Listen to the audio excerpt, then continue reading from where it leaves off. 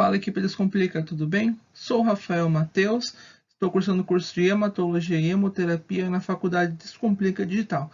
Vou estar apresentando minha terceira avaliação, o PIT, como forma de conclusão da pós.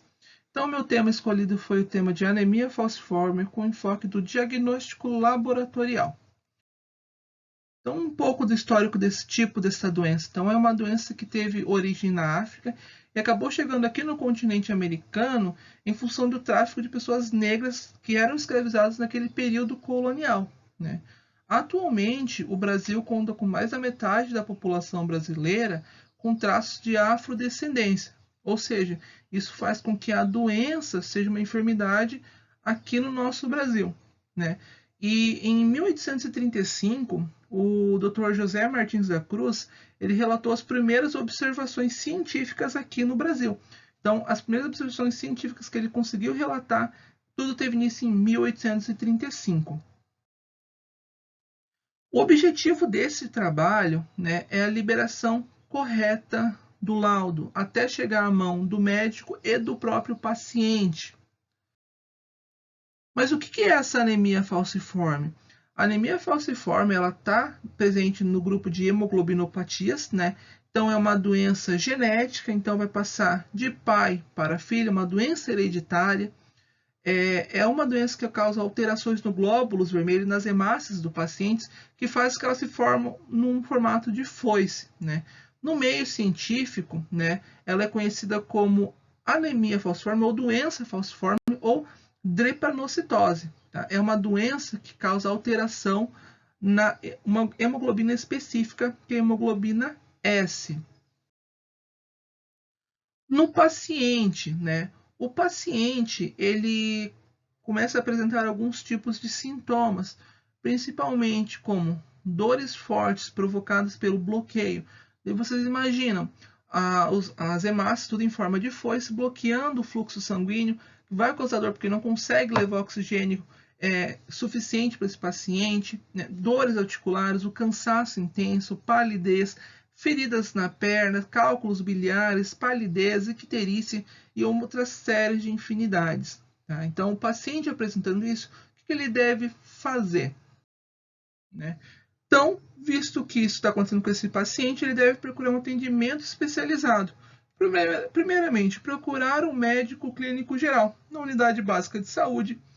Esse médico ele irá fazer o encaminhamento para o médico especialista, que seria o médico hematologista, que aí sim ele vai solicitar exames específicos para fazer esse tipo de verificação. Os mais comuns são hemograma, né, teste de falsificação, eletroforese e as dosagens de hemoglobina, que como a gente viu, é uma doença causada na hemoglobina S. Né? Então, chegou no laboratório onde chega até a nós, biomédicos, farmacêuticos. Né? No setor de hematologia, esse sangue ele tem que chegar no tubo de EDTA. Tá? Por quê? Ele contém um anticoagulante que ele consegue preservar a morfologia das células por um maior período. Tá? Visto que chegou no laboratório, no tubo de EDTA corretamente, a gente começa a passar nos equipamentos. O equipamento eletrônico mostrou alguma alteração? A gente solicita a lâmina para fazer a visualização microscópica. Feita a coloração, a gente começa a observar que nesta lâmina desse paciente, os eritrócitos eles começam a aparecer em umas formas diferentes. Né? Então, eu trouxe aqui uma imagem aqui de um depranócito, né? uma hemácia em formato de foice, e uma hemácia normal. Visualizamos isso, qual que é o próximo passo a se seguir? Né?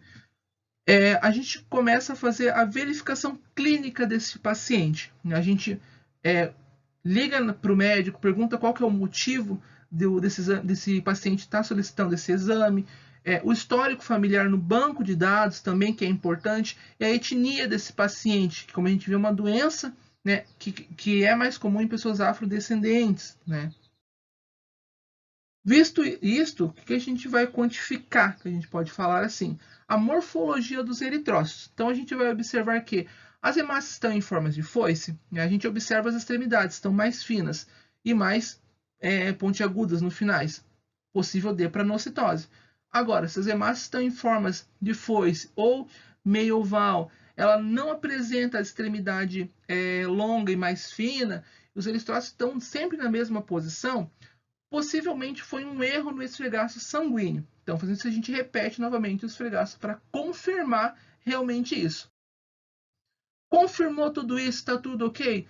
Os outros exames também estão dando alteração? A gente checou todos os exames possíveis. O histórico familiar, o paciente possui traços afrodescendentes, aí sim a gente consegue liberar o exame com tranquilidade, sem problema nenhum.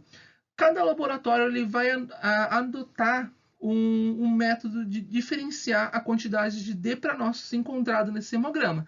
Então, alguns podem colocar como raros, alguns ou moderados, ou simplesmente colocar D-pranócitos presentes e algumas cruzes. Então, gente, esse foi a apresentação do meu pitch. Espero que vocês tenham gostado e até a próxima. Tchau, tchau.